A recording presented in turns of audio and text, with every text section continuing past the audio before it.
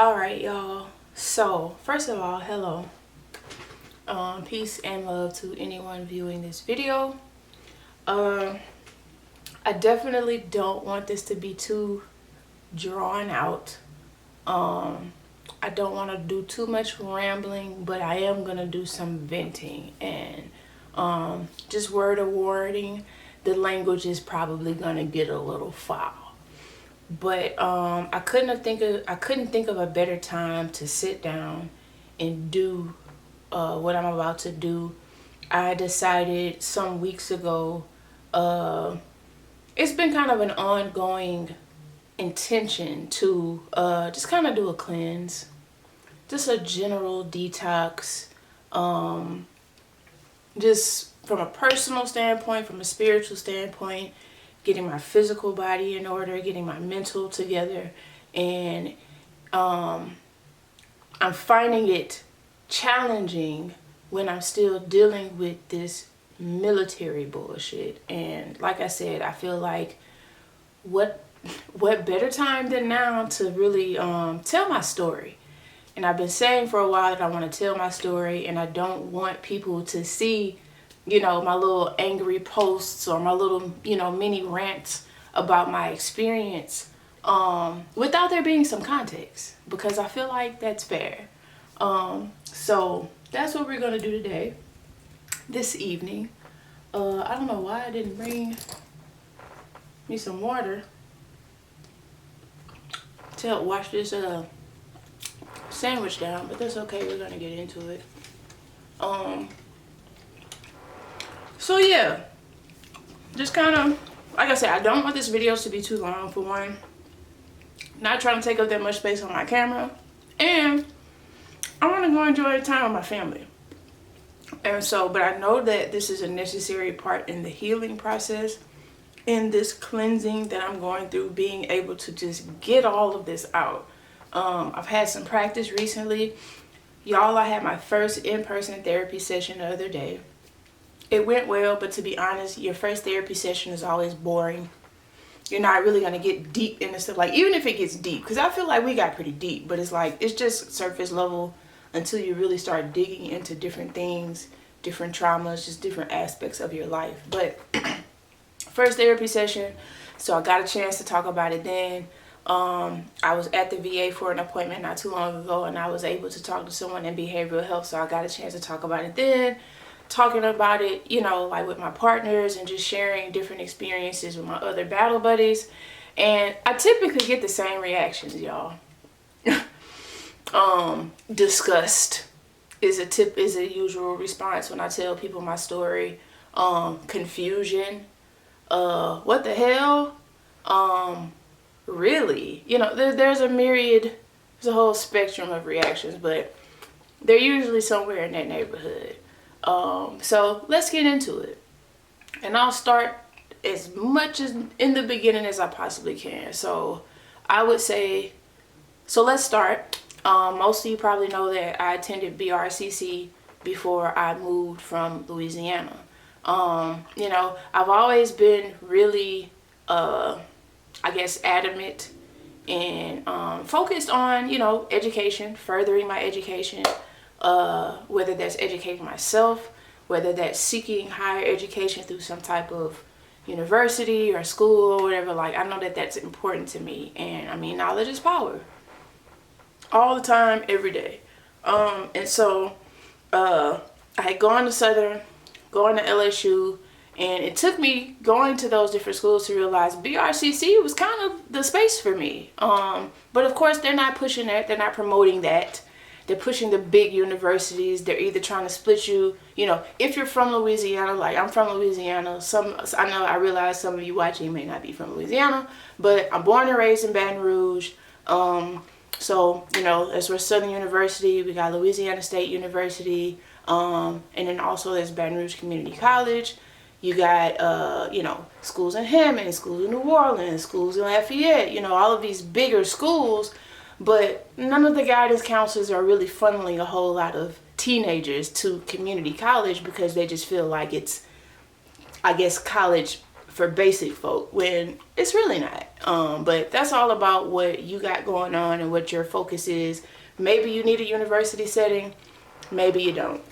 But anyway, arriving at BRCC, I'm realizing like, hell yeah, you know, I like this environment, I like this pace, and I feel like I can accomplish my goals here. So in school, going really well. I maintained a 4.0 pretty much the entire time I was there.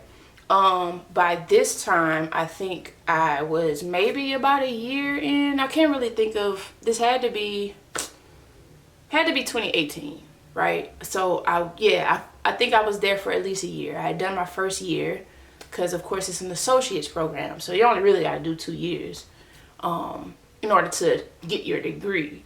But anyway, I was getting really involved on campus. I had joined, like we had a jazz band, a jazz ensemble that like played at different events around campus. So I was doing that. I'm in the E-Tech club. I think I was in the drama club, like theater club. Like I'm involved. I'm thriving. My grades are good. At this point, photography. You know, I had really, really loyal, really great clients.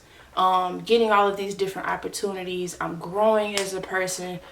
And every time I think about where I was 2017, 2018, when I look back at photos of myself from that time frame, y'all, I was fucking beaming. I was glowing like a light. And so it just kind of wrecks my mind how much I did not believe in myself at that point. Because I think that that's really the root of it. I did not see myself. I knew what I was doing. I was doing it. But really seeing how bright you are is super important when you're on that climb and when you're doing that work. Even when it's dim, even when it feels like you ain't really making much motion, you're making a lot of motion. You are. Like, don't downplay it. And I feel like mentally I was just kind of downplaying those things. In the back of my mind, right? In the back of my mind, you know. And so one day, we're just wrapping up a performance. My wife, Charisma, is there. She's, you know, coming to love on me and stuff like that. Good job, baby. You know, what do you want to eat? Whoop de whoop. We're going on with our evening, and then up comes Sergeant Shanklin. First of all, if Sergeant Brian Shanklin ever ends up watching this video, I have one thing to say. Fuck you, guy. Fuck you. Fuck you. And I'm sure I'm not the only, I'm sure it's not unique to me feeling like if I could just grab my recruiter and give them a piece of my mind. But the reason why I say this is because, first, 2 things. Fuck you. And second, I hope that exploiting me helped you to achieve whatever it was you were going for in your career. I hope it helped you. I hope it helped your family. I know you have children. So I hope that it was at least worth it, my dog. Because I don't feel like you really needed to take advantage of me like that. And you saw how bright and how amazing I was. And you said, yep. Because of course that's what the Army wants. The military, they don't want the rinky dink. They want the best and the brightest. Do they always get that? Are those the people that tend to join? No, those people usually go to the Air Force. Or they do something else with their lives, right? And so, yeah, he approached me. And I was straight up like, nah. Because was already my mindset when it came to military anything. I had siblings. They're all out now. But, you know, throughout my life, throughout my childhood, my siblings were in the military, and the only thing I knew about that was that that's what took them away from me. That's what left me alone. That's what keeps them away. But of course, as I got older, I realized like they were just living their lives, right? I could no longer take it personal because I was becoming an adult and I was living my life and I was making my choices. And I realized that's all they were doing. You know, I couldn't solely blame it on the military, but I did not like the chokehold that the military had on them and the dependency that they had on the military. I did not like that. That was very unattractive to me. And so Anyway, the recruiter approaches me and my wife. First of all, he thought she was my mother. So that kind of made him look like a duckhead like off the first impression. That should have been a sign right there. That should have been a sign. You're not picking up the energy waves between me and this woman for you to think that this is my fucking mom. But, you know I look young. I got a baby face. So maybe that's the direction he went with it. Maybe not because she looked so much older, but because I look so much younger.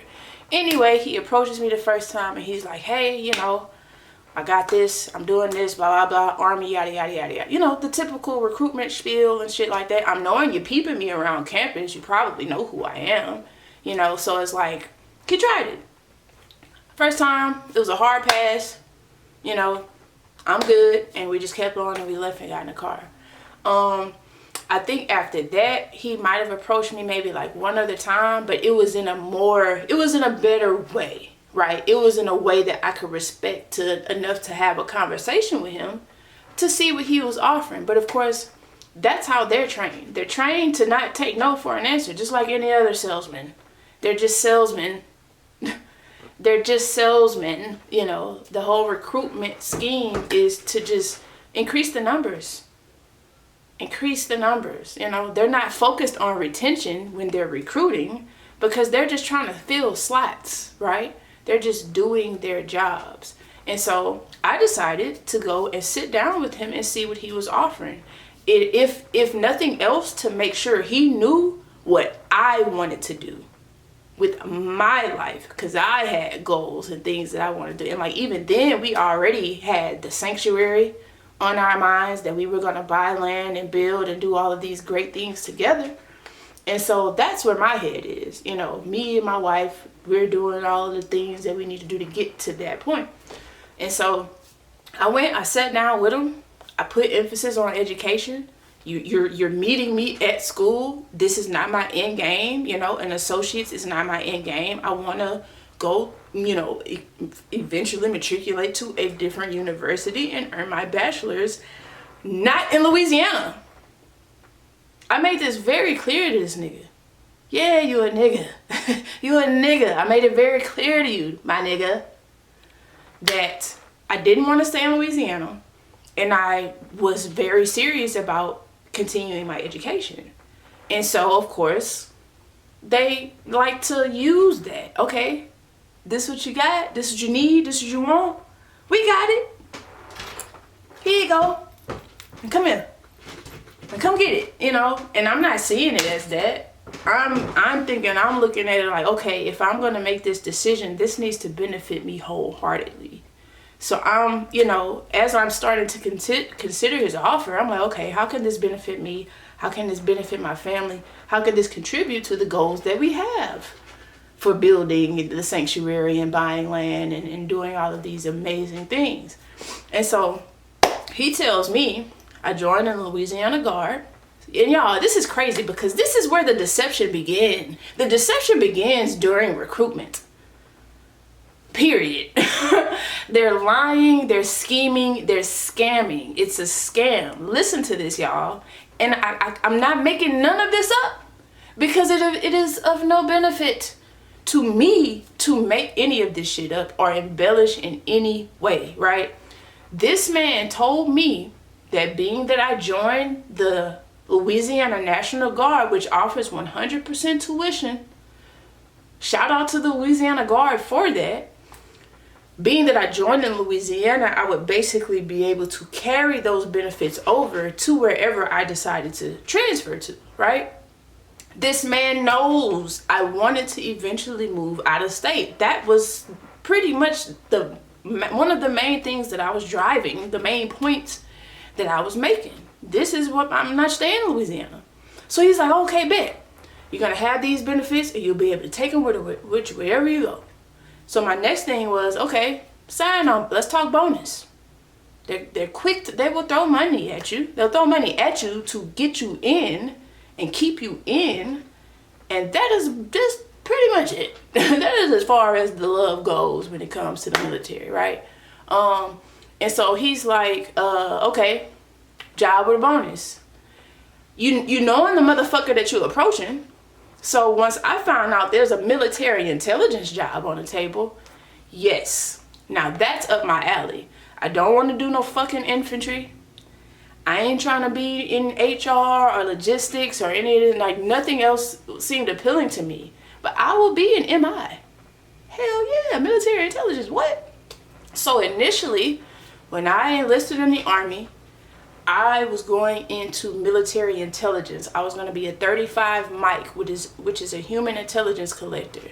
It's basically an interrogator, right? I was going to have to learn several different languages. My training was going to be like a year long. Like, I was going to come back a top-notch badass. Not saying that I'm not, but I'm thinking about like how I can leverage these skills and how much this, that resonated with me and who I am and my interests. I'm like, hell yeah. So I'm going for the 35 mic.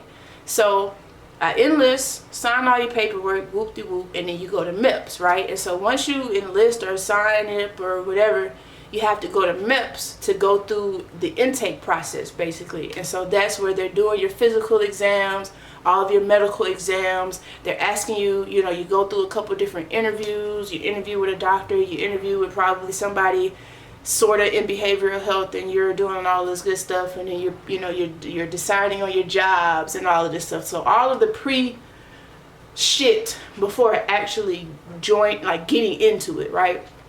And so I go to MEPS, and I'm going through all of this stuff, and at this point, like, I've chosen my job. I know what I want to do, and I think it's at least like 2 days. MEPS isn't like a 1 day process. Like, they because for me it was in New Orleans, and so they bus you out to New Orleans. You stay in a hotel, and then you go back and forth from doing your MEPS shit. You're doing your onboarding basically. And so anyway, it gets to a point where I have to take the D lab, right? And so the D lab stands for the Defense Language Aptitude Battery. Probably one of the weirdest, I'm not going to say hardest tests you'll ever take, but it's not a simple test. The test itself is like one big ass brain teaser. And you have to take and decipher these different prompts and things that they're giving you. And it's pretty much testing your aptitude to be able to learn different languages, decipher codes, and all of this stuff. It's like a big brain teaser, like I said. So I go in, I take the test. There's no way to really study for it, and so I go in, I take the test. I already passed that ASVAB. I made either an 87 or an 88 on the ASVAB. So because of my high ASVAB score, I was entitled to the GI Bill kicker. So basically every month that I'm enrolled in school, not only do I get GI benefits, but I get an extra like almost $400 on top of that, just off the strength of my ASVAB score. So having a high ASVAB score put me in the position to even choose this job, right? And so then in order to qualify for this job, for the 35 mic job, you have to pass the D lab. So I go and I take the D lab, and I go up to the test monitor afterwards.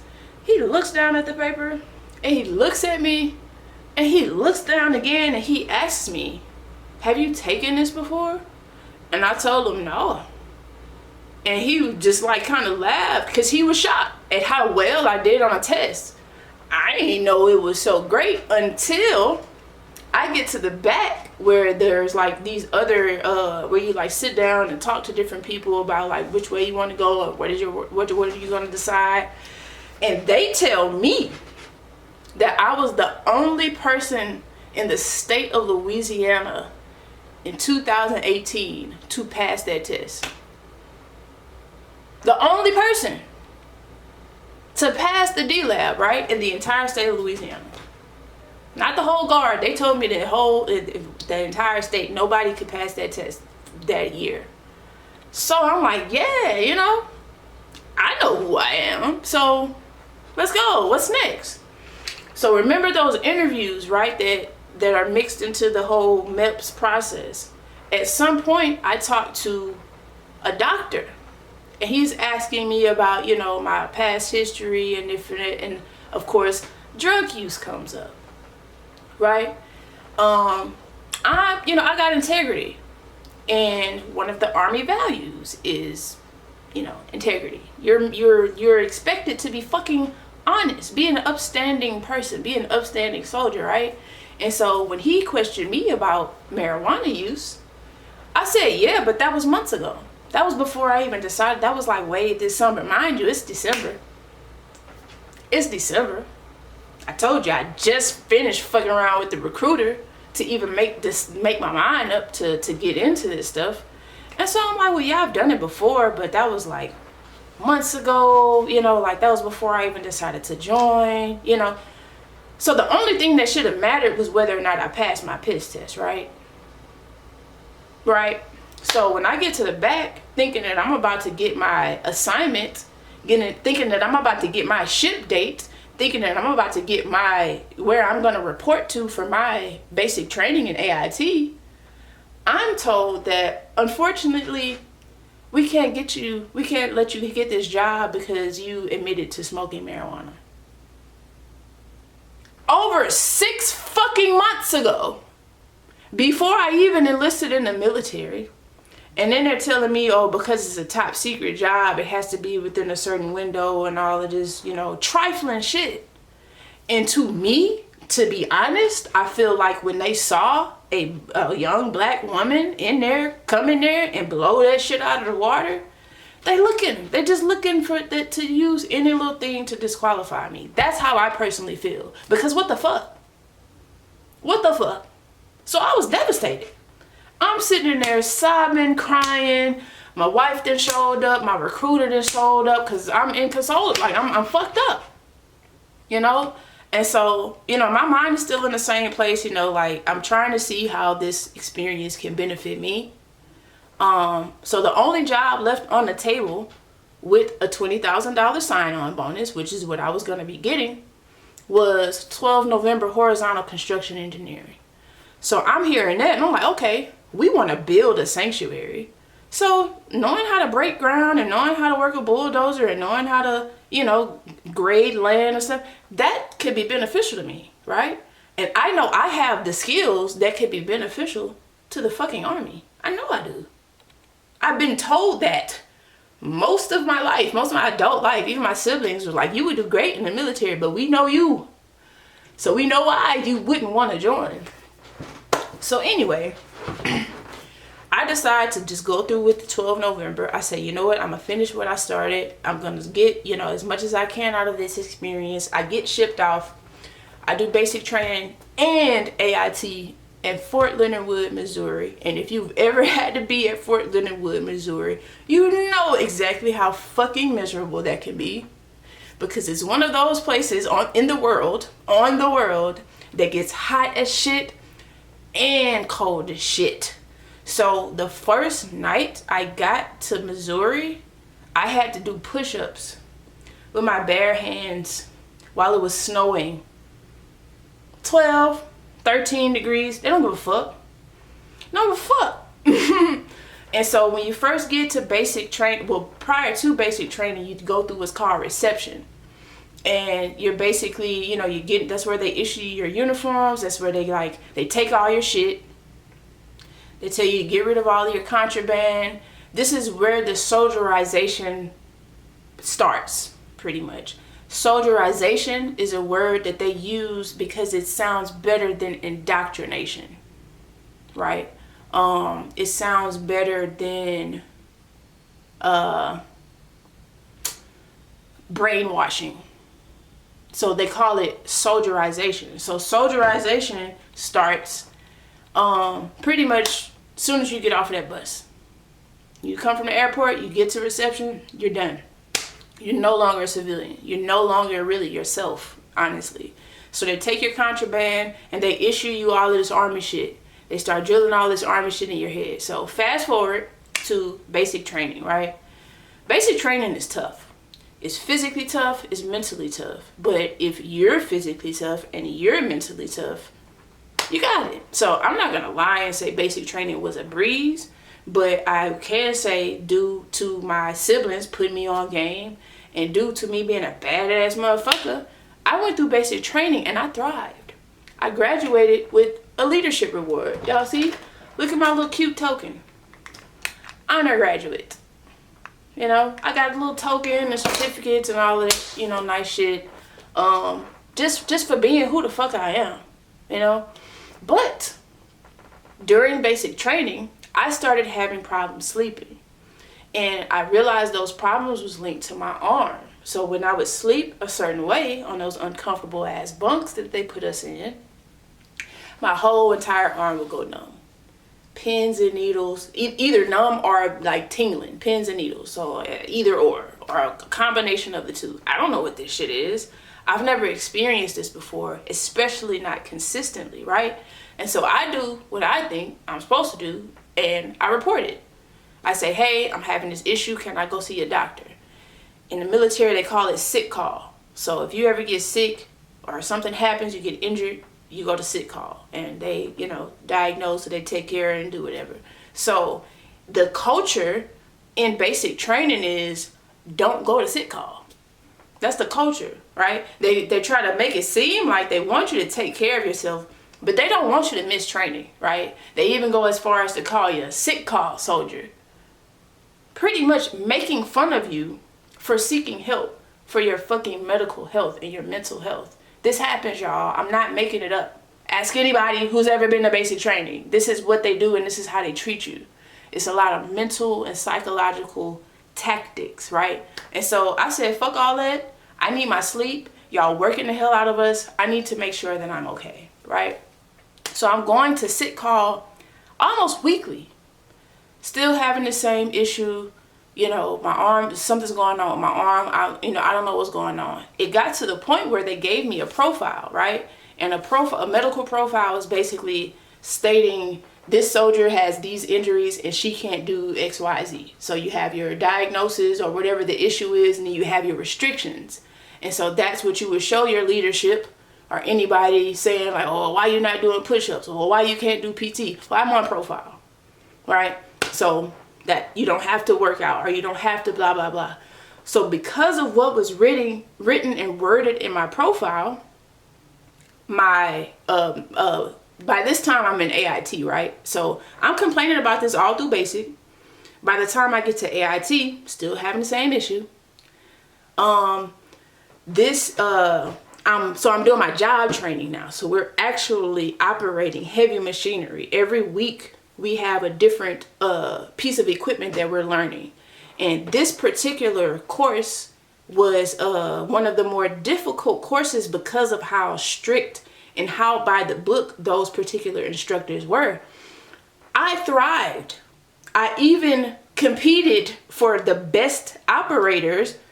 Like, you know, I was chosen because they like a lot of times when you're like competing or going against another soldier or something, like you're usually picked to do that, or it's because you're the better of the group. So they want to see who's the better of the two, or, you know, just kind of to keep up that competitive spirit and all. So I was picked to compete to be a best operator and all of that shit. So like I'm doing my thing, but because of how my profile was worded and the issue I was having with my arm, my instructor says, well, you're not about to operate machinery.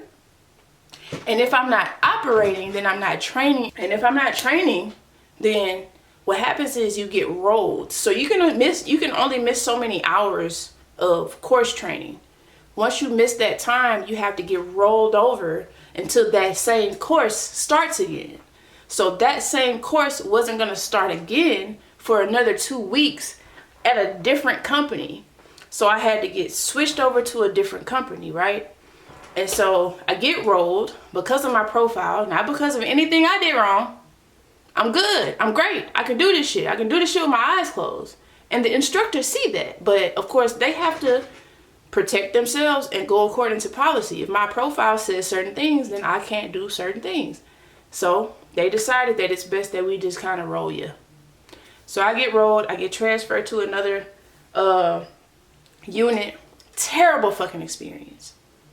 Terrible experience, y'all. I was miserable because at this fucking, if anybody know about Delta Company, at Delta Company AIT at Fort Leonard Wood in 2019, that shit was terrible because those drill sergeants, for whatever reason, just lived to be dicks. And they were borderline terrorizing us and being bullies. but putting it under the guise of, we're just doing our jobs, we're just getting y'all prepared for the soldier experience. But a lot of the shit that they was doing, y'all ain't have nothing to do with that. They was just being bitches. Y'all was just being bitches. And so anyway, I get over there and I hated it for the most part, but yet again, I'm still having the same issue with my arm. This is persisting, you know, it's persistent. It's not going anywhere. They put me in physical therapy for like a week or so. That didn't really do shit. They did a nerve conduction test. That didn't really show any results. I'm sure because the symptoms were so early onset, you know, so there was no nerve damage. There was nothing to show up in a nerve conduction test. Never did a single x-ray. Never did a single MRI. Never tried to touch and see what the fuck was going on. Nothing, none of that ever happened, right? And so I get sick. I get pneumonia. And so once again, you miss so many hours of training, you gotta get rolled. So I end up getting rolled back. So it's just like back and forth, back and forth, back and forth, back and forth, back and forth, back and forth. And I could be mixing the timelines up. I can't remember if it was I got sick first and then I ended up going back. I think I got sick first. That's what it was. I got sick. I missed too much training. Then I had to get rolled. Then I complained about my arm, missed too much training. Then I went back to the original company that I started off in AIT with, which I liked. That's where all my friends were. That's where all my buddies from basic were. Like, so I was cool to go back. I felt much better being back there. But the fact remains that I'm still having this issue, and nobody, and as in no doctor, is willing to look deeper into it. And so I'm sitting in at the hospital one day talking to the doctor, telling him this, thinking that I can confide in him. In my experience, hey, this is what I'm dealing with. Can you help me? This motherfucker decides to take it personal, that I'm saying that I feel like I'm being ignored, and I feel like I wish I knew his name. I wish I knew his name, because you do not need to be working with people. You do not need to be working with soldiers. And I hope that you are no longer working anywhere around soldiers. Doctor, whoever the fuck you were. But this man had the nerve to like punch down on me. And he was like, well, you've already gotten rolled once. If you want to put your arm in a sling, that's basically, he's like, that's the best thing I can offer you. I could put your arm in a sling, and then you have to be here longer. You want to be here longer? And I'm already near tears. At this point, I'm crying. This nigga made me cry because I came to him in pain. I came to him suffering. And he's like bashing me down because he feels like I'm bashing him and his fucking army medical doctor colleagues. And it's like, no, I just need somebody to take me seriously. And you're showing it, you're making it clear that you're not that person. You don't care.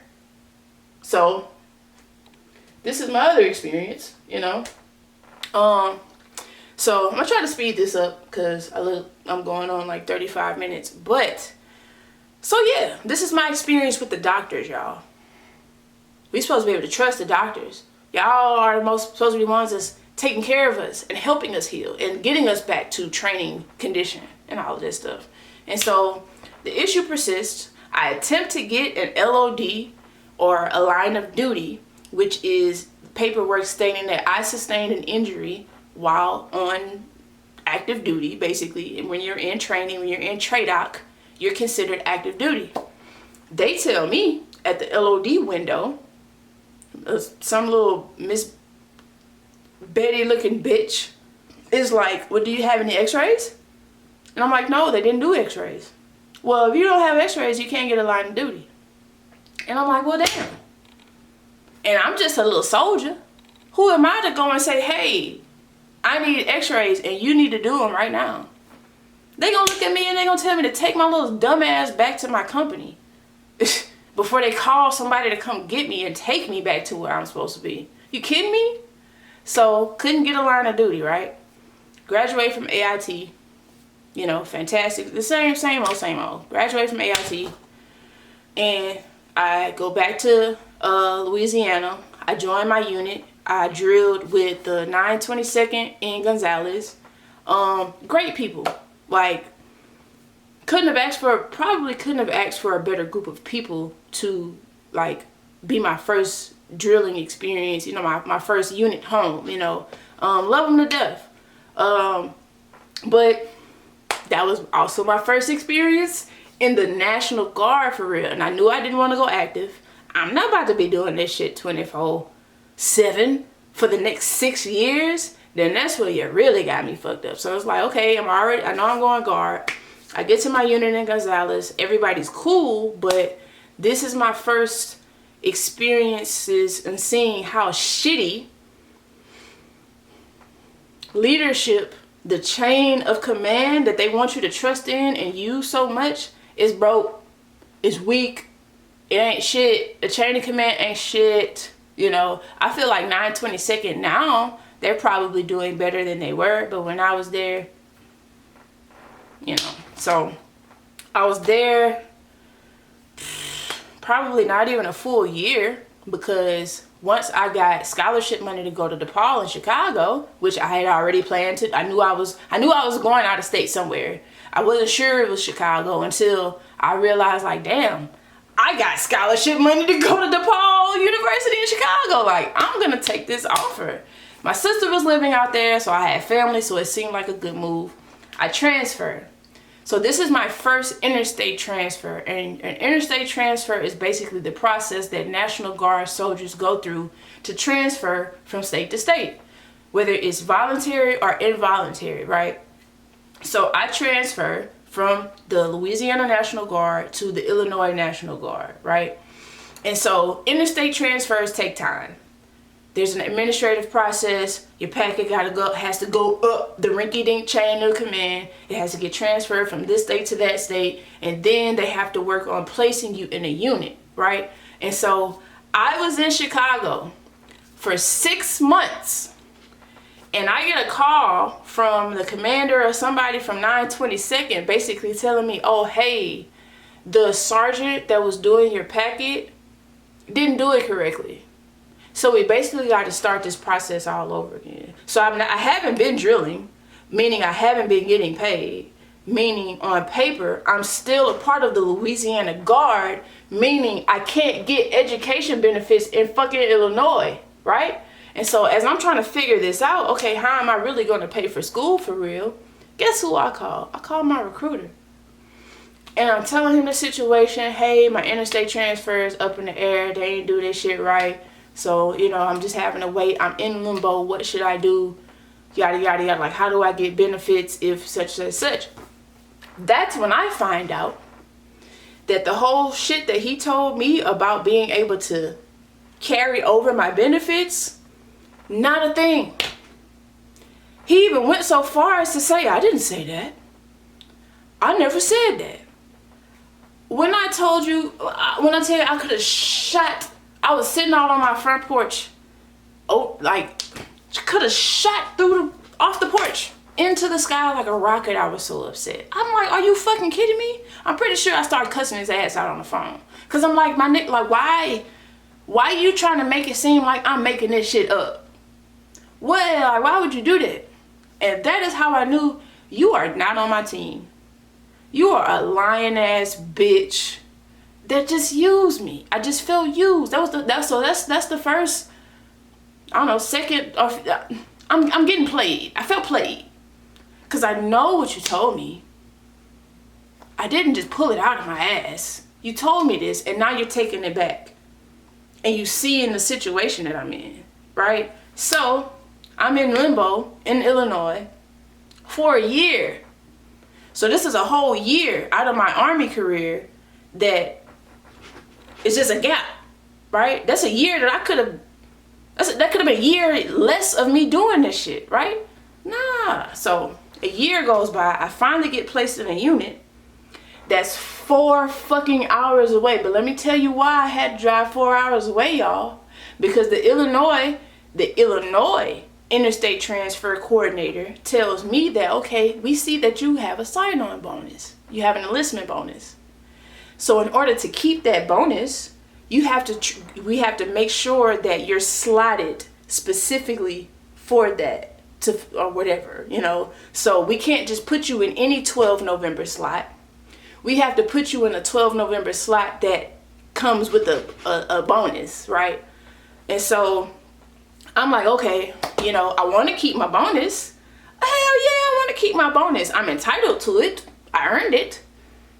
And so instead of me going probably 20 minutes to my unit that I would have been drilling at in Chicago, I had to drive 4 hours there and back every fucking month to Macomb, Illinois. 4 hours, right? Remember that number, y'all. Remember, 4 hours. So I'm doing this every month. I have annual training right before we end up, right before we were planning to move to Georgia, where we are now. So that would have involved another interstate transfer. And I'm not going to get into deep in how shitty the Macomb unit is, because y'all wasn't shit either. We have annual training, right? Annual training is a 2-week training that we do every summer in the National Guard. And so, of course, we all meet at the unit, but we typically are bussed out, or we take convoys, or a combination of both, out to wherever we train.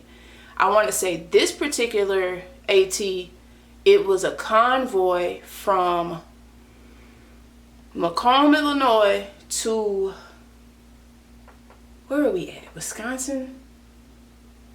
Or Minnesota. Whatever it was an 11-hour convoy, y'all. So I had to drive in a big ass, uncomfortable ass piece of construction equipment, or truck or something. I can't remember what the fuck I was in. But 11-hour convoy. Longest drive of my life. So anyway, we just had this crazy ass AT. So our vehicles are left back at the unit. It's hot. It's summertime. So my Jeep had been sitting in the fucking parking lot for 2 weeks. Nobody running, you know, nobody taking it anywhere. And I don't know if it was that I was due oil change or what it was, but, you know, I had a high mileage vehicle. And so, you know, who knows what the other factors were that contributed to it. But long story short, we get back from AT. I go outside to leave to take that 4-hour drive home. I turn the key to start my Jeep. That bitch goes, yeet! And then it cut off. Tried it again. Yeah! And then it didn't do shit else. And so, luckily, you know, I have sergeants that do care, that take care of their soldiers. They came out. They tied too. They just had the same 2 weeks of training as I did. But they stayed back. One of them, we got popped a 6-pack out. So we're out there drinking beers trying to figure out if we could diagnose this so I can get home. So we all can get home. They, of course, didn't have to drive as far as me. I'm the only dickhead driving all the way from Atlanta. I mean, all the way from Chicago. But they stayed out there with me. They tried to figure out. One of them even went and bought a battery for my car. Batteries are not cheap. So super grateful for this. So battery didn't fix the issue. So they're thinking, okay, maybe it's, you know, something else, dealing with something else, blah, blah. So I ended up having to take a train from Macomb back home. And so now that's pretty much how I'm getting back and forth from Chicago to Macomb every month for drill. I didn't have so many months because, like I said, I was in the process of transferring. So I think I maybe had like 2 months before I left, 2 more drills before I left. But now I got to pay to take an Amtrak to back and forth to get to drill because y'all told me that I had to go to this unit 4 hours away. So I lost my Jeep. I ended up selling my Jeep before we moved out here. So we came out here with one vehicle. Transfer out here to the goddamn 177 here in Atlanta, right over there, Charlie Brown Airfield. And I just gotta air it out. I'ma air it out. Trash, trash, trash. Some of the worst experiences I've had in the Army have been with this unit. And I'm not even talking about like, you know, people coming at me or me having, like, I don't have issues with people. I get along with everybody, y'all. It's not hard for me to make friends. It's not hard for me to be cool, to be one of the homies, be one of the homegirls. Like, I'm like, that's never been hard for me, right? And so, you know, the people, most of my battle buddies and stuff are cool people, like bros, like sis, like family, you know. But leadership have failed me, have lied to me, have misled me, and misinformed me since day one. So let's fast forward to 2023. We moved here at the end of 2021. Once again, another stanky, janky interstate transfer process. Once again, it didn't go as smoothly as it probably should. I don't know if ISTs ever really go right the first time. But yeah, so I went another however long without actually getting in a unit. I finally get placed in my unit. Fast forward to 2023. Once again, an annual training. Mind you, all this time, arm issue, I'm still having the same issue with my arm. Still having the same issue, but of course, it's only really bothering me either when I'm sleeping, when I'm like sitting in certain positions and stuff like that. But of course, it's exacerbated when I got to show up to drill and do all this other extra shit and carry all of this gear and operate these trucks and do all of this stuff that I wouldn't normally be doing on the civilian side. I live a soft life, and I'm not ashamed to say that. You know, I go hard. I'm tough, but I live a soft life because I want to live a long life. Let's just be honest. And the military is hard on your body and on your mental. It just is. And so I get to we're at AT, and you know, I'm feeling, my arm's feeling weird, something's off. And so I just started kind of, you know, examining myself, feeling around in this area, and I noticed like, hold up. And now y'all, I couldn't tell you why before. I don't know what it was about that time, but I never noticed this before. And I think it's because as time goes on, as you get older, your shoulders naturally just kind of slump. So you combine that with a lot of the exercises and physical shit that we're doing in the military that's abnormal, that made it a little bit more pronounced to the point where I felt right here and I felt something hard. And so I felt the other side, and I'm like, okay, this is not on this side. This isn't right. So the medic that was out there, who was a specialist, she's the same rank as me. Not to belittle or anything, but like, you know, you one of us type shit. So she's feeling, and even she's like, whoa, what's that? And I think she was saying like it could have been thyroid or stuff. She didn't know. She didn't know what it was, but she was concerned, and I appreciated that concern. So she wrote a note, you know, referred to like she needs to see a specialist or somebody, you know, to like to check her out. So that's how I end up going to the ER. I go to the emergency room. When I tell you this was some of the best sleep I've ever had, I was exhausted. And so I went in there. They did x-rays and they put me in an exam room. It seemed like I was in there for at least I was asleep, so it seemed like I was in there for hours, but I didn't care because I was asleep.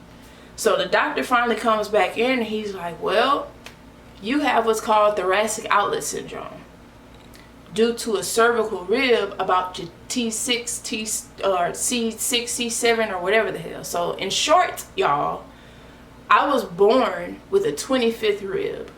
We usually have 24, 12 on each side. I have an extra rib that sticks out of my thoracic outlet, which is that area right there. And so I have a neck rib that's poking through there, right above my collarbone. It's weird as hell. You can actually feel it. You don't even have to dig in. Like, you can just put your finger right there and you can feel the bone, right?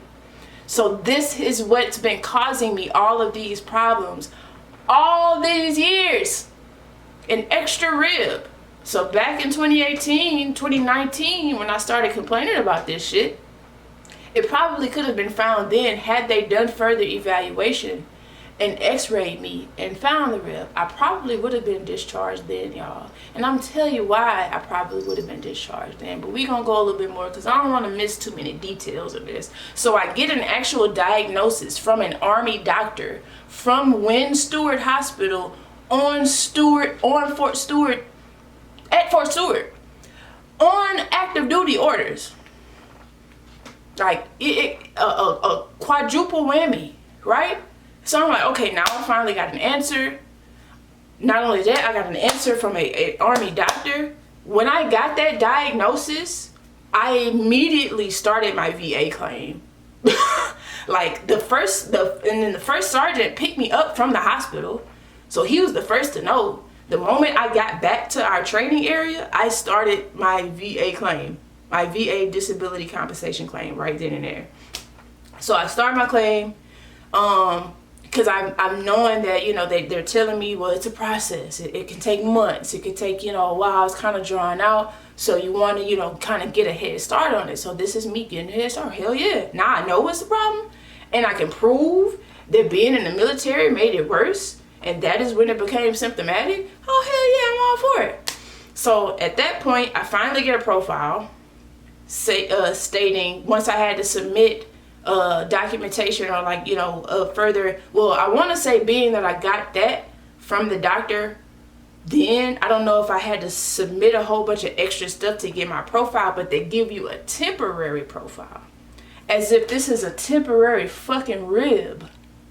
They gave me a temporary profile, which I had to then continue to submit paperwork, continue to submit doctor's notes, continue to submit medical whatever the fucks, to tell these people that, yeah, this is an issue. It's still going on. It's ongoing. It's still a thing. That's what they make you do. They say, hey, prove it. You having this problem? Prove it. And then prove it again. And then 3 weeks from now, we're going to ask you to prove it again. Just to make sure that, I guess, you're right. Or you're serious. I don't know. But it all just seemed ridiculous to me if I got a diagnosis. But wait until I tell y'all the real, because we ain't even got to the part yet, right? So this has been my experience throughout training. Misinformed, manipulated, you know what I'm saying, lied to. They told me I needed an x-ray to get an LOD. I found out today from a medical readiness NCO in the brigade that that's not a thing. I didn't need an x-ray to get an LOD. So whoever told me that back at Fort Leonard Wood, fuck you too. Y'all are taking terrible care of your soldiers. Period. And I know I'm not the only one, but I have to tell my story. This has to get out. It has to get out. So anyway, 2024, this was supposed to be my last year in the Guard. And the command sergeant major pops up, like they like to do. They like to, so you'll show up to drill one day and your leadership will be like, okay, we're going to have some special guests today. And that's usually the higher ups, the command sergeant majors, or, you know, the whoever the fucks that we're supposed to give a fuck about. They're coming in, and usually what they do, it's all about retention. You know, they're coming to make sure that the unit is being run the way that it needs to be according to the Army standards and regulations and whatnot, and they're trying to retain soldiers. And so once I made it clear that I had zero interest in re-enlisting, of course, oh, and now we want to know why. Why? You sure you don't want to keep doing this bullshit a little longer? You sure you don't want to let us keep milking you and sucking the life out of you just a little bit longer? We'll give you some money. And I'm like, no, I'm good. Because it's really medical, and I don't want to do this anymore. And I'm supposed to get a bonus. I was supposed to get a bonus that I didn't get yet. So no, I'm done with this. And so he hears bonus, and mind you, y'all, every drill at 177, every time I show up to drill, they ask the same little stupid ass question. Did anybody have any pay problems? Anybody have any bonus problems? And what I did, I stuck my little dumbass hand up in the air. I got bonus issues. I haven't received the payment that I was supposed to get last year. Every drill, I'm putting it out there, making it known. Okay, we got you. Okay, we're tracking, Williams. Y'all tracking. They're telling me that they got it, right? So, command sergeant major shows up. I tell him I'm having a bonus issue. I've been having this bonus issue for however long. He's like, okay, well, yeah, I'm gonna look into it. So he looks into it, and then I learned about that there's a such thing as exception to policy. So they'll be so quick to throw regulation at you, to throw policy at you. But at the end of the day, there is a document that can be created as an exception to policy to submit to just undermine whatever preceded that, right? I didn't know that. Now that I do, y'all really can't tell me shit. Because there's an exception. Clearly, if there can be an exception. And so he drafted an exception to policy, basically telling the brigade or whatever that, oh, so she's a good soldier and she's been such and such, and she, you know, was blah blah blah even throughout the pandemic, and she's yada yada yada, all of this shit. And it's like, in my mind, I shouldn't even have to do this because I was entitled to the bonus in the first place. But you remember what they told me back in Illinois, y'all? You remember what they told me? They told me I had to go to this special unit out 4 hours away in Macomb in order to keep my bonus. Turns out that was bullshit. It was bullshit. So I lost it. The first time I transferred from Louisiana to Illinois, I forfeited my bonus and I had no idea. So all of that hoopla about, oh yeah, you gotta go drill in Macomb in order to keep your bonus was just that. It was just hoopla. Bullshit, right? Remember that 4 hours. Remember that 4 hours. So I find out I'm not getting my bonus even after they told me that I was going to get my bonus because I'm drilling in this special unit and yada, yada, yada. He writes the exception to policy. That, you know, goes up the pipeline, goes up the chain. I find out shortly, either during AT or after, or either during or before AT, I find out that, hey, we got you. We got your bonus. I think it was right before AT. It was like, hey, you know, it went through. You should be getting a payment. So I'm like, hell yeah. Thank you. I appreciate that. You know, you want to know how I found out I was getting my bonus? I show up to drill one day, first formation. We had a new first sergeant, or interim first sergeant at that point. So he calls me up to the front of the whole unit. Usually when they do that, it's either for promotions or awards or all of these different things, right? You know, something that should be publicly praised and you know, notarized and stuff like this. This nigga calls me up in front of the whole unit just to tell everybody that I got my bonus payment. And I'm like, really? That's what you call me up here for? To put all these motherfuckers in my business? Because that's how it felt to me. Why did everybody else need to know? This is something that you pull me aside. Hey, Williams, I got good news. We got your bonus for you. And then you keep it going. No, y'all doing this shit for show. Y'all doing this shit because it gets you hard. It gets you off. You can show off and say, hey, look what I did. When you that's just what you're supposed to do. You're just doing your job. So no, I did not think that shit was cool. Then you got little motherfuckers making comments like, oh, let me hold $20, or oh, Tam, you good? And I'm like, that's why this don't need to be public knowledge. Y'all did what y'all was supposed to do and then let it be that. Y'all don't need award, y'all don't need applause for it. But they do. They need applause to just to say that they did something. This nigga been command sergeant major for 5 minutes and couldn't wait to just drop his nuts and show everybody what he could do. That's all that was about to me. So then we get to AT and he doubles down because now the whole brigade is there. And he does the shit again, y'all. This time it's at the picnic, the company picnic. We always have this big picnic barbecue. I already wasn't really fucking with because I don't eat meat. I don't fuck with y'all like this except for my close battle buddies. I don't even really feel like I want to be here. Y'all not listening to my medical needs. At that point I was on profile, so I was on light duty. I wasn't half doing shit there anyway. I'm just ready to get these 2 weeks over with. I come to the barbecue I don't want to be at, purposely sitting off to the side because I don't want to participate. Next thing you know, I hear my name getting called. Williams, where Williams at? And it's fucked up because my battle buddies are excitedly running to grab me to come and get, because they think the same thing I'm thinking. Hey man, she about to get some shine. she about to get an award or something, like she about to get her props or something like that. No. This nigga pulls me out in front of everybody just so he could tell everybody what he did for Williams. You got your bonus, right?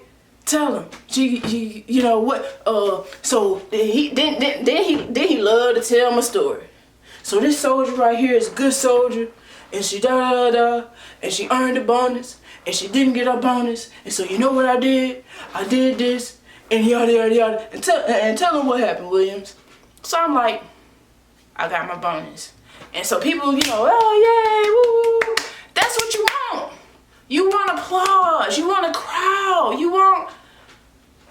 Like, that's what this is about. It's not really about helping me. Oh, everybody ain't need to know that I just got a fucking deposit. I don't know these people. They don't need to know that.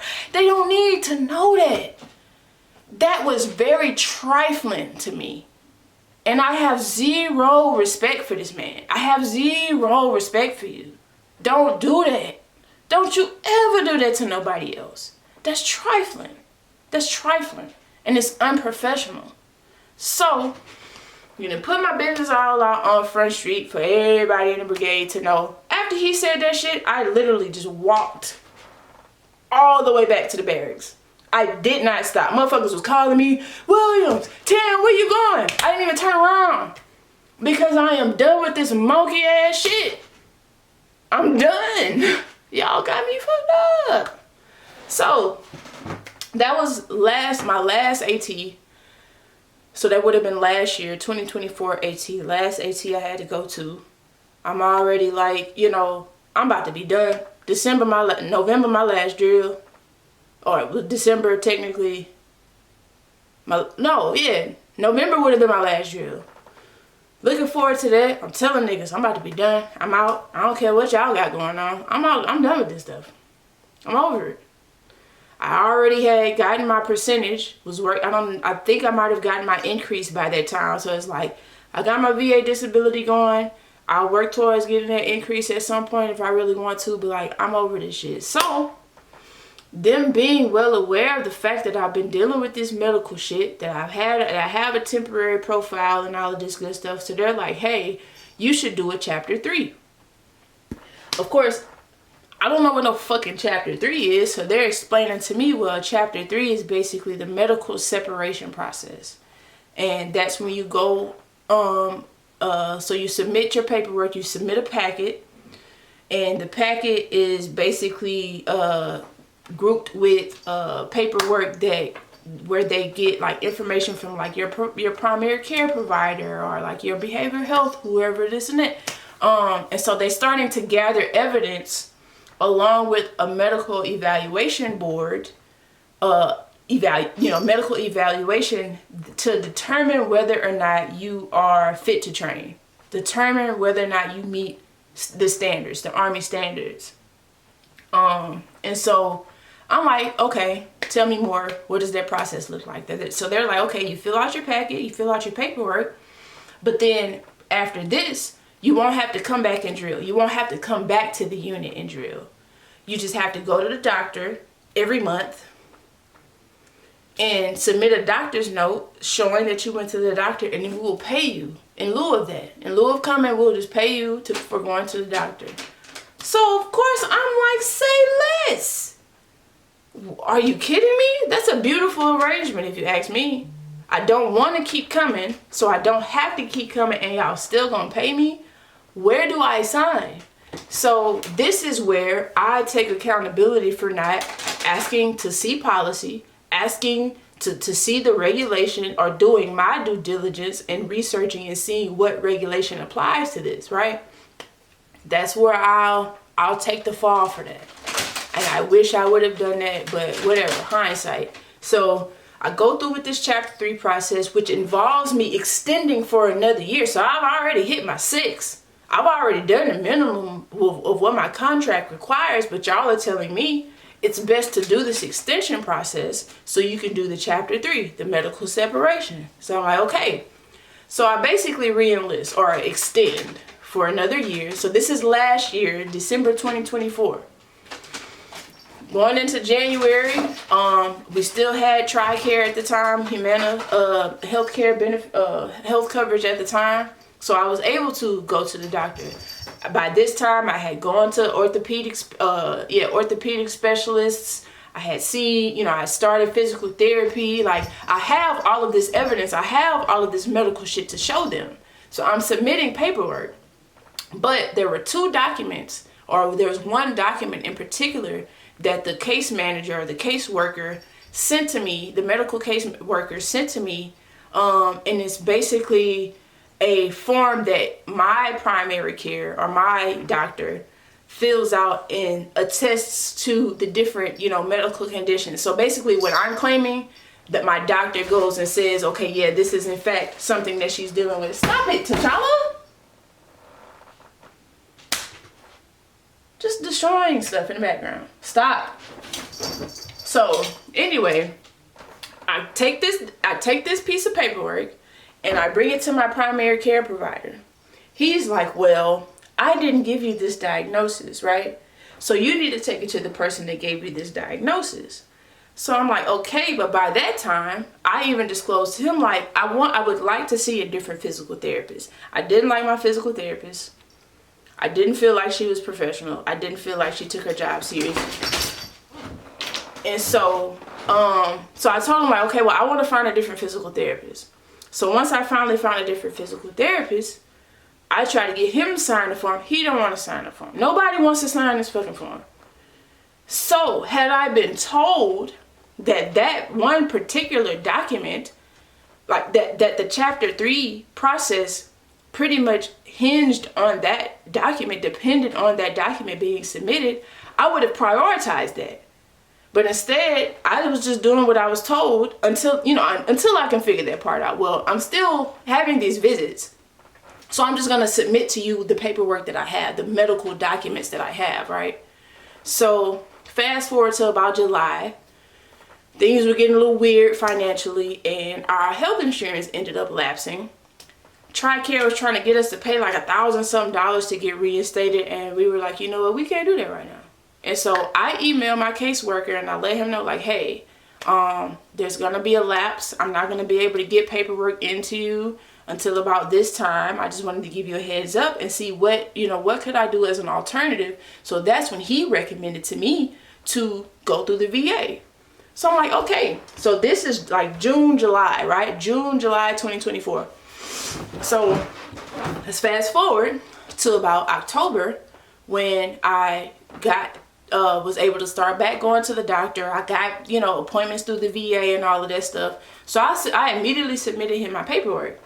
And so he texted me or emailed me and he's like, well, give me a call. So I called him. Let me rewind just a bit. So I said this is October. September, end of September, September 22nd, my readiness sergeant texts me and he's like, hey, you're coming up on your window or whatever, like, are you going to extend? And so I'm like, to be honest, I don't want to extend, but I know that this chapter 3 shit isn't done, so I probably have to.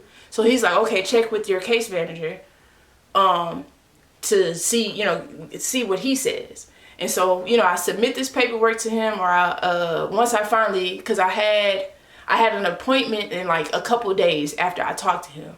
So I got the paperwork from that appointment, and then I had an appointment like on the 1st. And so I sent them, they got paperwork for September and they got documents for October. So I'm thinking, okay, I'm back in the motion or whatever. I'm thinking this. So I reach out to my case manager and he's like, oh, can you give me a call? I call him and he's like, oh yeah, well, I hadn't gotten any documents from you and such and such. I closed your case. Your case has been closed for a while now. And I'm like, nigga, when were you gonna tell me? Like, why would you not tell me this? Why would you tell me this when I just emailed you these documents a few days ago? Why would you not tell me this when back in June, July, I'm telling you, like, so he's now he's saying, well, you never submitted that 7809 that I asked you about. And if I don't get documents within 90 days or whatever, then I have to close your case. You tell me this now.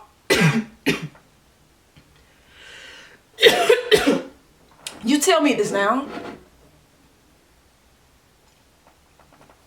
After you closed my case. You could have told me this in July when I told you that it was going to be some time in between me being able to submit paperwork. But that's not even the gag, y'all. I'm not even done. So I find this shit out from my case manager, and I'm telling him, like, okay, well, this is what you told me. I can't go off of what your notes say that you put in on your computer if you're not communicating these things with me. So I'm like, I feel even more like I'm getting played. So then I tell him about what I was told. And so then he asked me, he's like, well, when was the last time you went to drill? I said December. I damn near heard him gasp on the phone. He was like, oh, wow, really? And I'm like, yeah. I didn't think anything of it, because I'm thinking I'm in the right. He says, that's not how that's supposed to go. And I told him exactly what my leadership told me as far as me not having to report, as far as me not having to come in person. He said, that's illegal. I'm like, God damn. I didn't know. And he's like, yeah, it's not on you, but somebody's going to get in trouble. And I'm like, damn, I ain't trying to get nobody in trouble. But if they don't know how to do their damn job, that's not my problem. But it becomes my problem. But it's like, it shouldn't fall back on me if y'all don't know what the fuck y'all doing, right? So he's like, yeah, that's not a thing. They're not supposed to do that. That's not policy. That's not okay. It's not legal. It's not regulation. Like, somebody's gonna get in trouble. And they should not be telling soldiers this. And so I'm like, okay, what can I do? Are you going to be able to reopen my case? Like, where does this shit stand now? Because you've been communicating poorly. My leadership has been communicating poorly. Who is on my side? At this point, I want somebody else. Is there another case manager? Is there another person that does this well, competently? Because you're not telling me everything I need to know, and you're making it seem like I'm not doing my part. By not submitting this, I'm not doing that. I'm doing the best I fucking can as far as what y'all telling me. Based on the information y'all giving me, I'm doing it. So I find out my case is closed. The whole reason why I extended for a year in the first fucking place. I find out that case is closed and all of this good stuff. So I'm livid, y'all. So then shortly after that, I get a text message from my leadership, from my readiness NCO, basically saying, hey, you have to report the drill now. After not having to all this time, after being told that I would never have to come back to this bitch, now y'all telling me I gotta come back? Hell no. I'm like, y'all must really be trying to have me. Y'all really trying to stress me out. And he's like, what's that supposed to mean? I'm like, you're gonna have to find out. Y'all really want me to come back to this bitch like this? No. It's too much stress. It's too much anxiety. This is totally opposite from what y'all told me. Like, where is this coming from? So he's pleading the whole, well, I'm just doing my job. I'm just doing what they told me. And it's like, that's not good enough. That's not good enough. I understand that you don't know the ins and outs of the medical side because that's not your job. That's not your lane. But I know, I see what is your lane. And you're not balling. You're not doing that great. You're not taking good care of your soldiers. You're taking care of yourselves, and you're trying to cover yourselves up for not doing a good job at your jobs. That's what's happening. That's what's happening. And this is your full-time job. I'm only supposed to do this shit once a month. This is your 5-day-a-week shit. So what are you doing while you at work? What are you doing while you're there? Because it ain't got nothing to do with helping me, figuring out what's going on with this case. So anyway, I find out my case is closed. I find out I'm going to have to come to drill. And I'm like, you know what? So my recourse basically is policy. Let me go through this regulation, since y'all be so quick to put regulation in our face. And I went and found every single fucking Army regulation, AR dash, whatever the fuck, that could apply to this situation. Y'all, tell me why it took me probably less than 2 days to find, and I'm gonna read that shit. It took me 2 days to find this, y'all. And this was kind of the breaking point. I literally had a breakdown the night after I read this, and I realized that these people have really been playing with me. I feel trifled with. Listen to this. Can't make it up. It's almost to the point where I wish I could. Let's see where we at. This is regulation, y'all, word for word. Blew my mind. So you got Army Regulation 40-501. This is the standard of medical fitness. This is the Army regulation that is used specifically and tied to the Chapter 3 medical separation process. This is the Army standard. This is the regulation that they use to determine physical fitness, medical fitness, readiness, whatever the fuck. AR 40-501, paragraph 2, section 2, paragraph 17 refers to the neck. Letter A, the very first thing on there says, current symptomatic cervical ribs do not meet the standard. Ain't that you? Exactly. Current symptomatic cervical ribs do not meet the standard. It cannot get more verbatim than that. After receiving a diagnosis from an Army doctor that says the front page, I handed this paperwork into my case manager in person at SRP with this exact diagnosis, y'all. And this nigga wants to tell me that he never got a diagnosis from me. He tells me this on the phone. Well, I never got a diagnosis. But you're lying, because you did. You got it in your hand. It wasn't even an email. And then I still turn around and sent you these documents. You've gotten them in about 3 different ways at this point. And you couldn't use that to find this regulation. This is your job to do this. This is the regulation that backs the shit. And it took me 48 hours to find this, and y'all made me do this shit. Y'all made me extend for a year and couldn't come to this conclusion. Are you serious? That's all it takes. Had they done x-rays back in 2019 and found that symptomatic cervical rib was giving me these issues, I probably would have been discharged then. So I've had to sit and do this shit at this point for 7 fucking years for no reason. For no reason. And then they're trying to turn around and make me get paperwork to prove that I have anxiety and depression tied to this shit. Insomnia tied to this shit. How bad does it have to get? You know? And you wonder why veterans be dealing with the shit that they deal with. Because this is fucked up. It's fucked up, y'all. How fucked up does this shit sound? Symptomatic cervical rib does not meet the standard. And that is exactly what I have. Exactly what I've been complaining about for 6 going on 7 fucking years. And they trying to get me to extend again. Right now, as I speak, they're trying to get me to extend again, to do this shit again. Trying to make it seem like because I wasn't sending in the proper documentation, even though this bitch wasn't telling me and giving me proper instructions on what I need to put, like, on what needed to be sent in the formats and the this and that. Not keeping me abreast on timelines and stuff like that. Closing my case without telling me. After the fact, y'all, I found out today that my case was closed in March. It's November.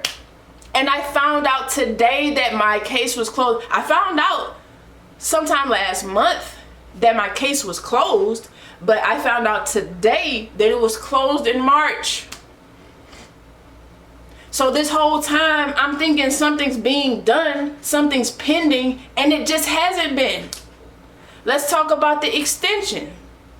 I was supposed to have signed a waiver back in early September because I haven't been able to take a PT test. And in order to extend or re-enlist, you have to have a record PT test. But since I'm going through this medical shit, I don't have a record PT test. And since they told me I don't have to come to drill and participate, I don't have a record PT test. So I have to sign a waiver. I found out today the waiver has to be signed 90 days prior to ETS. Meaning 90 days prior to me getting out, to be separating. Y'all, I separate next month, December 3rd. It's November 10th, it's November 12th. And I just signed that waiver last week. I found out today that there should be 90 days in between signing the waiver and signing my extension paperwork. They called me in last week to do this, y'all. So there's a chance that the waiver won't go through and I won't even extend. And all of this shit has just been pointless. And so I talked to somebody today and I asked her, I was like, being honest, is it even worth going through all of this? Now that you're telling me, I got so many things confirmed today from one person. I got more information today from one person in brigade than I've gotten throughout this entire process. She basically reiterated that whole you don't have to come to drill shit and we gonna pay you for not coming is wrong. It was never a thing, y'all. It was never Army policy. It's nowhere in a regulation. It's somebody started that shit as a rumor so long ago and it was just never done away with. And so now they're telling ill-advising soldiers, they're telling them this information that could get them in trouble. They're setting us up for failure. But they want you to respect and trust the chain of command. It's a scam. It's a scam almost to the point where it's hilarious, y'all. So basically, I'm waiting to find out whether or not the waiver is going to be accepted and whether or not they're going to grant me an extension. And then from there, I'm going to go and drill with a medical unit or whatever and just specifically work on my paperwork to make sure that I'm submitting the proper documentation for the Chapter 3. Why wasn't I given that option in the first place? You know why? Because my leadership is a pile of rocks. And they made me do, and they misinformed me, and they've had me in this limbo for the past year for retention because it looks good with their numbers. It looks good that we got all this many soldiers to extend. It looks good that we got this amount of soldiers to re-enlist. No matter how we got them, but we got them. Whether it was coercion, whether it was manipulation, or just straight up lying and misinforming them and telling them some shit that's going to get them to sign the papers. So I had spent this last year wasting my fucking time. So let's go back. You remember that 4 hours, right? Remember that 4 hours. And there's got to be a way to. There's got to be a way to be compensated or something for this, right? You remember how they told me they pulled some shit out of their ass talking about some, okay, you can't drill in Chicago. You're going to have to drive to Macomb if you want to keep that bonus that we brought you in with. That ended up being bogus. But what's the most bogus part was, you remember how I said it, I took that deep dive into regulation, right? If there's anybody out here in the Army or thinking of joining the Army, read that regulation every day. Find every possible regulation and study that shit like the Bible. Study it like you got the biggest exam coming up and you trying to ace it. Regulation needs to be your best friend, because I found out that the maximum amount of time / distance that a soldier has to involuntarily or whatever travel for training or for drill, for IDT training, is 3 hours. So how they got away with that, I don't know. How they got away with telling me that I had to drive 4 hours there and back every month, because according to regulation, that's illegal. I can't think of the maximum distance, but I'm sure I went over it every time I went to drill. You think they gave me a hotel room? No. I slept on an uncomfortable ass cot in the locker room or on the gym fucking floor, eating MREs or whatever I could afford to buy myself while I was there. That's what they did for you, girl. No, you think that was paying me mileage? No. That's a full tank there and back in a Jeep Compass, just for a weekend of training that I may or may not participate in, because I'm having these problems. Y'all see how this shit just sounds like a bunch of bullshit? That's been my Army experience in a nutshell. It started off with my dumbass recruiter, and it has not gotten any better since then. So what I'm focused on right now is myself. Taking care of myself mentally, taking care of myself physically, taking care of myself spiritually. I've already coordinated with my lawyer to help me file these supplemental claims to support my VA disability increase. Whatever happens with this Chapter 3 bullshit, whatever happens with 177, whatever happens with brigade, whatever happens with blase, at this point, I don't care. I can't afford to care, because it's just turning out to not even be worth it. I'm going to do what I can, and I'm going to believe in myself. I'm going to believe in myself for that young woman back in 2018 that just didn't see what she had, and she had to go through all of this to see, you know, for whatever reason. I haven't gotten to the point where I've grasped why I've had to deal with this, because I know everything happens for a reason. Even if this was to be able to tell my story, to enlighten and inform anybody who's considering joining the military, or maybe they've had a similar experience and they're afraid to share. They don't think they should share. Share it. Share it. Don't let them intimidate you. Don't let them harass you. Don't let them coerce you. Fuck them. Fuck them. We free. We free. We grown.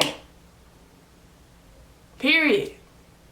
So I'm going to live my best life. I wish the same for you all. And yeah, I appreciate everybody that's supported me throughout this time. For those of you that have never heard any parts of this story, I hope, you know, I hope now you see why I have the attitude that I have behind my military experience. And I know that this isn't everybody's experience. You got people that love the military. You got people that make a career out of this. They go active. They do this for 15 to 20 years. And that's the real chokehold right there. Feeling like, okay, my retirement gonna be fat, gonna be stupid. I might as well give them 20 years of my life. Yeah. Nah. Yeah, but nah. It could never be me. But I love y'all. I will be back soon with some blog episodes. Like I said, I've just been trying to really sink into, you know, sink into self. And making sure that I am the best version of me that I could possibly be. And that's something that I could be proud of. So, peace.